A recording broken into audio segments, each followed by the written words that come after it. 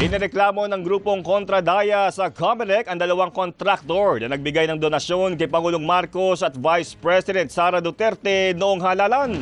Balita mula sa COMELEC, hatid ni Radyo Patrol, Steve Ras. Steve! Jeff, binigyang din ng election watchdog na kontradaya na malinaw umanong may paglabag sa Section 95C ng Omnibus Election Code ang dalawang government contractors na nagbigay ng donasyon sa kampanya ng tambalang unit team ni na Pangulong Marcos Jr. at Vice President Sara Duterte noong 2022 elections. Sa inihayang reklamo, iginit ni Professor Danilo Araw, lead convener ng kontradaya, na dapat bigyang pansin ng Commission on Elections ang kanilang reklamo kahit meron ng ruling sa kaso ni Senator Francis Cudero na nauna ng ibinasura. Hindi nila maaaring hiwalay ang personal na interes ng mga kontraktor sa kanilang negosyo. Layon din nilang questionin ang kaso ni Escudero na umano'y may maling interpretasyon sa batas.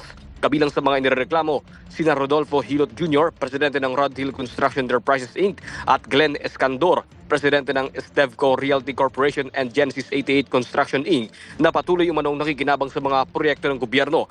Iginit din nila na dapat managot sina Marcos at Duterte para maiwasan ang tinatawag na pay-to-play kung saan nagbibigay ng donasyon ng isang kumpanya kapalit ng pabor gaya ng pagkuha ng kontrata o proyekto mula sa gobyerno. Yan ang balitang kumpirmado, sigurado. Ito ang Radyo Patrol, Steve Raz, DZMM.